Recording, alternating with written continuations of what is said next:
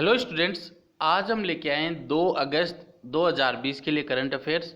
जितने भी important questions थे वो वीडियो में हमने डाले हैं। वीडियो को आप पूरा देखिए। वीडियो के अंत में हमने आपसे एक क्वेश्चन पूछा है, उसका रिप्लाई आपको कमेंट बॉक्स में करना है। पीडीएफ आप हमारे इस टेलीग्राम ग्रुप से डाउनलोड कर सकते हैं, जिसका लिंक डिस्क्रिप्शन में डाल दिया जाएगा। हमारा चैनल है टारगेट एजुकेशन क्लासेज। टारगेट है तो मुमकिन है। यदि आपके पास कोई अपना टारगेट है और उस पर आप वर्क कर रहे हो तो आप निश्चित ही सफलता को पाएंगे। तो आपने यदि बेल आइकन नहीं दबाया अभी तक तो हमारे बेल आइकन ज़रूर प्रेस करिए, ताकि सबसे पहले वीडियो का नोटिफिकेशन आप तक पहुंचे।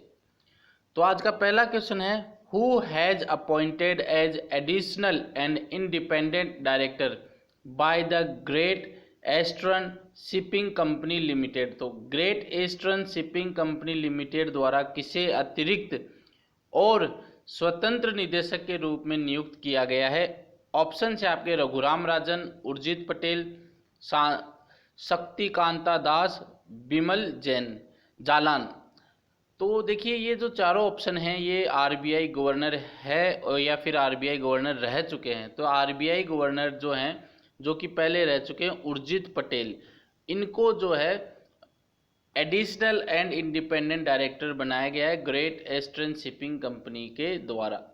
तो जो great Eastern Shipping Company limited है, उन्होंने जो है farmer RBI reserve bank of India के जो गवर्नर है उर्जित पटेल, उनको एडिशनल एंड इंडिपेंडेंट डायरेक्टर बनाया है। कितने सालों के लिए बनाया है? 5 सालों के लिए बनाया है और 1 अगस्त 2020 से ये लागू होगा।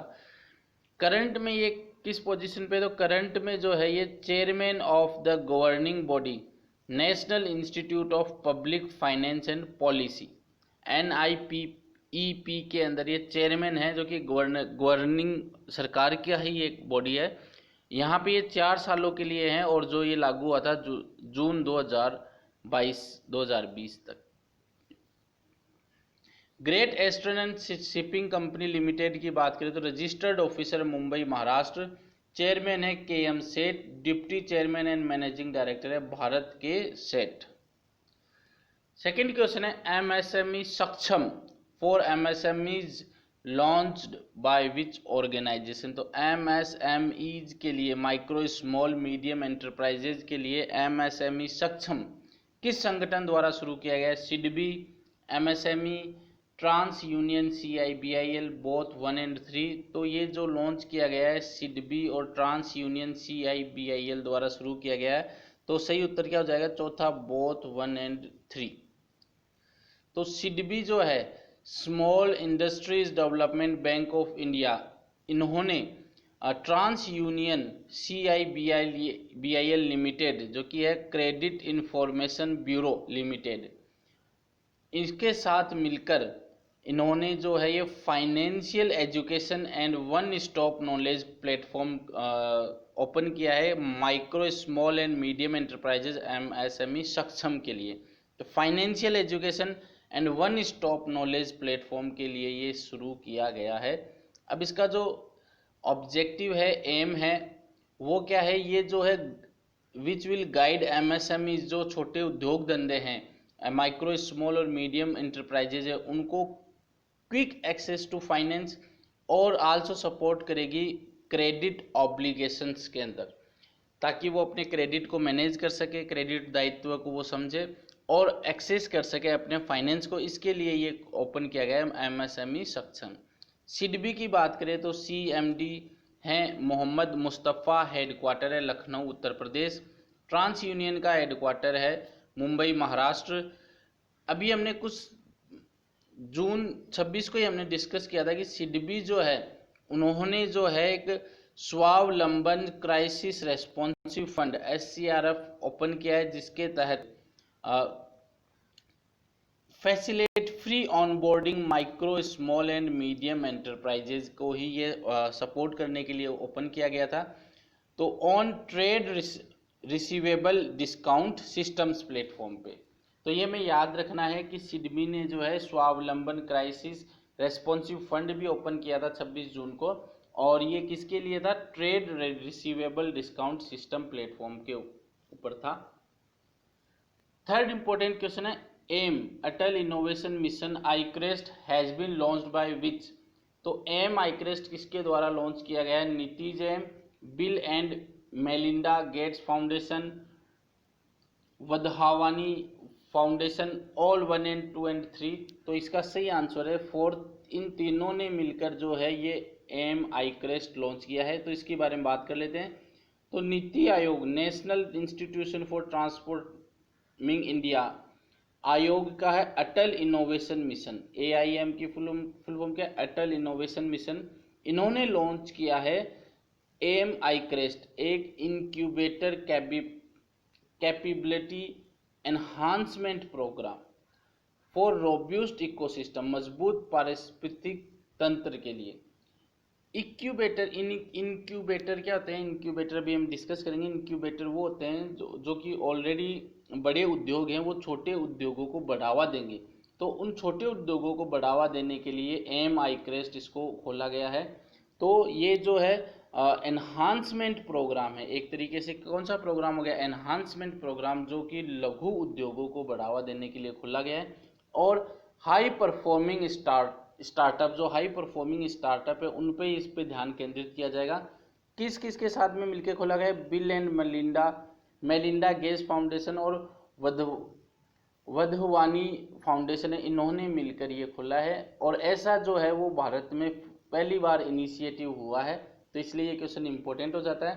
अब बात करते हैं कि इंक्यूबेटर क्या होते हैं। इंक्यूबेटर केंद्रों से अभिप्राय उन संस्थानों से है जो किसी विशिष्ट व्यवसाय को विकसित करने में उद्यमियों की मदद करती है, खास तौर पर शुरू के आरंभिक चरणों में। तो जो अभी स्टार्टअप्स हैं, नए उद्योग खोल रहे हैं, उनको बढ़ावा देने के लिए खोला गया है। इस प्रकार का कार्य सामान्यतः उन संस्थाओं द्वारा किया जाता है जिनके पास व्यापार और प्रौद्योगिकी का व्यापक अनुभव है, यानी जो बड़े उद्योग हैं उनके द्वारा ये किया जाता है। तो वधवानी फाउंडेशन के जो प्रेसिडेंट एंड CEO है अजय केला, चेयरमैन है डॉक्टर रमेश वधवानी। नीति आयोग जो है 2015 में स्टेब्लिश हुआ था, CEO है अमिताभ कांत, हेडक्वार्टर है न्यू दिल्ली।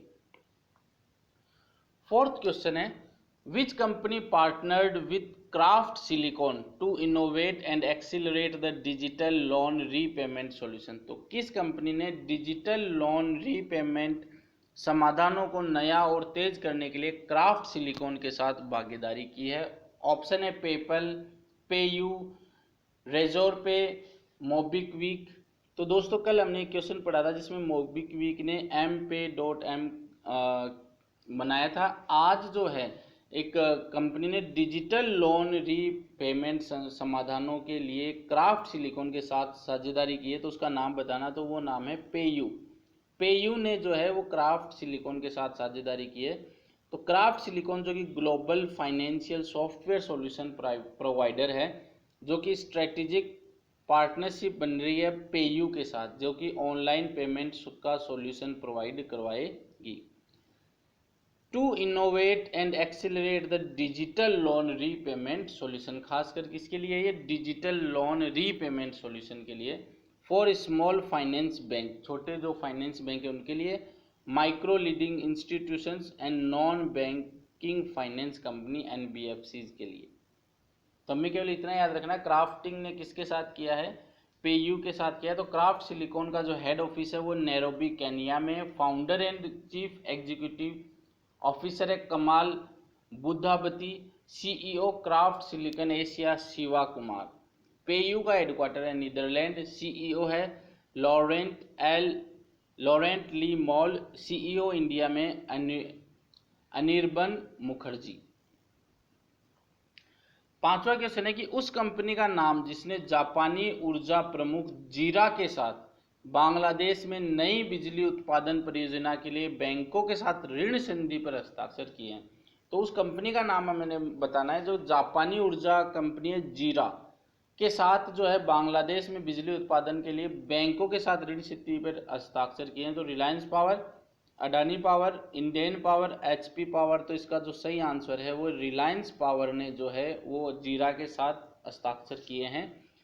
तो रिलायंस पावर और जापान की जो मेजर कंपनी है, एनर्जी मेजर कंपनी जीरा, उन्होंने एक पैक्ट है जिसके ऊपर ग्रुप ऑफ बैंक्स पे साइन किए हैं और इनके लिए $642 मिलियन लगभग 4,798 करोड़ रुपए के इन्होंने लोन पर साइन किए हैं, ऋण संधि पे साइन किए हैं, जिसके तहत gas fired thermal power generation project in Bangladesh, तो gas fired thermal power project खोला जाएगा बांग्लादेश के अंदर।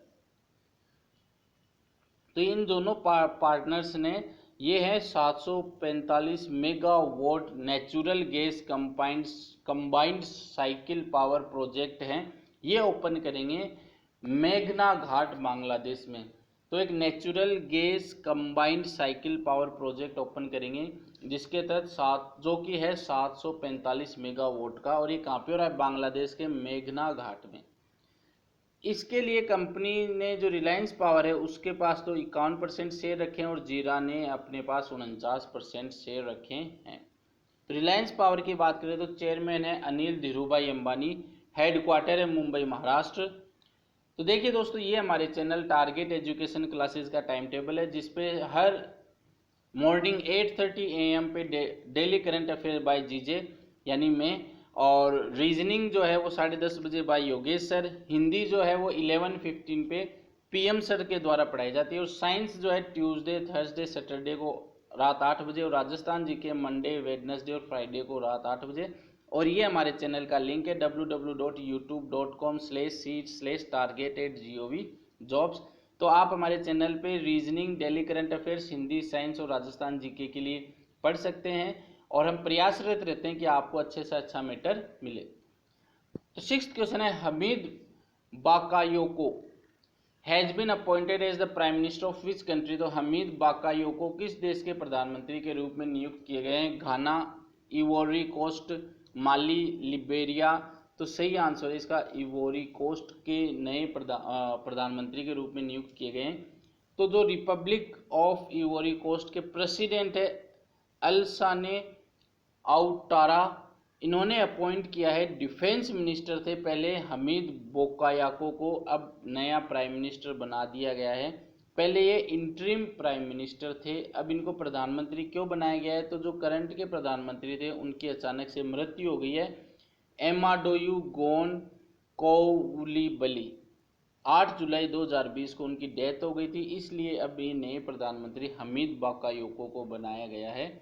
हमीद बाकायोको जो है, जो पहले डिफेंस मिनिस्टर पे थे, अब वो डिफेंस मिनिस्टर भी बने रहेंगे और प्राइम मिनिस्टर भी बने रहेंगे। ये फोटो है हमीद बाकायोको की। आगे डिस्कशन करते हैं। तो रिपब्लिक ऑफ आइवोरी कोस्ट की जो कैपिटल है वो यामोसोक्रो, करेंसी जो चलती है वेस्ट अफ्रीकन CFA फ्रांस, और ये मैप है। तो यहाँ पे आप देख सकते हैं, ये है आइवोरी कोस्ट, तो ये कैपिटल हो गई इसकी। पड़ोसी देश कौन से? घाना है, माली है, लिबेरिया है, और इधर एटलांटिक ओशियन है, और ये है मैप किसका? आइवोरी कोस्ट का।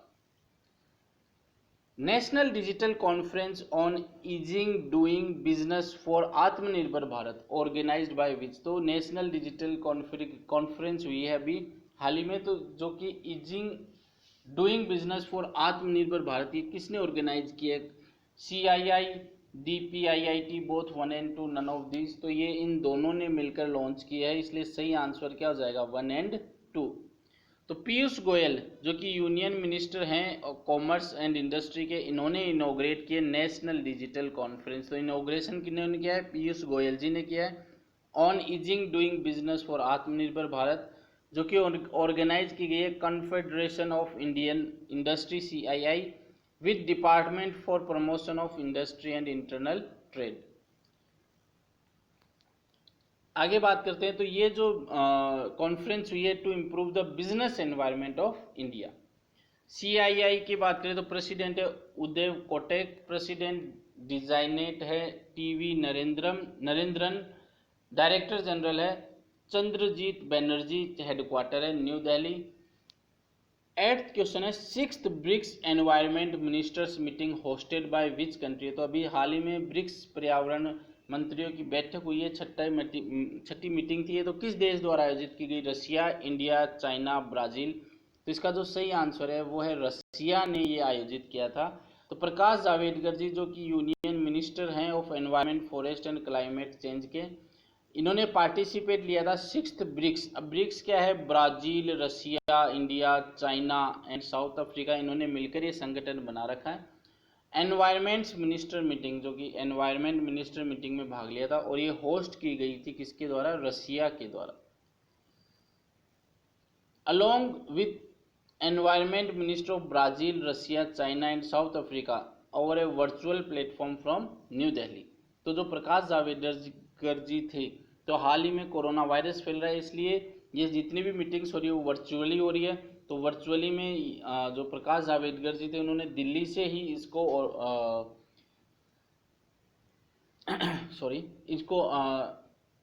इसमें पार्टिसिपेट लिया है दिल्ली से ही। और बाकी कौन कौन थे, ब्राजील, रसिया, चाइना और साउथ अफ्रीका थे। आगे बात करते हो इंडिया जो है, अब ये क्वेश्चन है इंपॉर्टेंट, इंडिया जो है वो प्रेसिडेंसी कब लेगा ब्रिक्स की, 2021 में। तो ये पूछा जा सकता है एग्जाम के, 2021 में कौन प्रेसिडेंसी लेगा ब्रिक्स की, कौन होस्ट करेगा, तो इंडिया होस्ट करेगा। तो ब्रिक्स की जो प्रेसिडेंसी थी वो रसिया के पास थी। मेंबर्स अभी हमने डिस्कस किए ही हैं, इस्टेब्लिश हुआ है 2009 में। Theme for 2020 the BRICS partnership for global stability, shared security and innovative growth. Russia की बात करें तो प्रेसिडेंट है व्लादिमीर पुतिन और कैपिटल है मॉस्को, करेंसी है रशियन रूबेल। 9th क्वेश्चन है Lee Teng hui who is in news recently is the former president of which country. तो हाल ही में खबरों में रहने वाले ली तेंग हुई किस देश के पूर्व राष्ट्रपति है, ताइवान, चाइना, जापान, हांगकांग। तो इसका जो सही आंसर है वो है ताइवान के ये पूर्व राष्ट्रपति हैं। तो फॉर्मर ताइवानीज प्रेसिडेंट है मिस्टर ली टेंग हुई, उनकी मृत्यु हो चुकी है और हार्ट की प्रॉब्लम के कारण। इनका जो जन्म था वो हुआ था 15 जनवरी 1923 को ताइवान के अंदर ही। अब जो क्वेश्चन बन सकता है वो ये, इनको है मिस्टर डेमोक्रेसी नाम से जाना जाता है। मिस्टर डेमोक्रेसी नाम से क्यों जाना जाता है, क्योंकि ताइवान में जो निष्पक्ष बहुलवाद के पक्ष में जो तानाशाही शासन था, इसका इन्होंने क्या किया था, तानाशाही शासन को खत्म किया था, इसलिए मिस्टर डेमोक्रेसी नाम से जाना जाता है। इसलिए ये क्वेश्चन इंपॉर्टेंट होता है। तो यह ताइवान की बात करें तो कैपिटल है ताइपे, प्रेसिडेंट है त्साई इंग वैंग, करेंसी चलती है न्यू ताइवान डॉलर। ये मैप है ताइवान का, ये इधर है, यहाँ पे आप चाइना है, इधर ये ताइवान है, और ये है साउथ चाइना सी, और इधर है फिलीपींस सी। तो यह आज का हमारा करंट अफेयर्स था। कल हमने क्वेश्चन पूछा था कि किस खेल में भारत की 2018 एशियाई खेलों की टीम का पदक रजत से स्वर्ण में अपग्रेड कर दिया गया है। तो ये 4x4 एंड थर्ड ऑप्शन होगा 4x400 मिक्स्ड रिले। तो मिक्स्ड रिले में इन्होंने ये पहले रजत जीता था, लेकिन अब ये किस में कर दिया गया, स्वर्ण में कर दिया गया, कि जो टॉपर थे उनको डोपिंग के कारण बैन करना पड़ा, तो ये रजत स्वर्ण में कन्वर्ट हो गया। तो पीएम मोदी के नए सचिव कौन बने हैं, ये आज का क्वेश्चन है। हार्दिक पांड्या, हार्दिक शर्मा, हार्दिक सतीश चंद्र शाह और हार्दिक जैन। तो इसका आंसर आपको कमेंट बॉक्स में देना है। और करंट अफेयर के आप पढ़ते रहिए, सुंदर से नोट्स बनाइए। इसी के साथ धन्यवाद।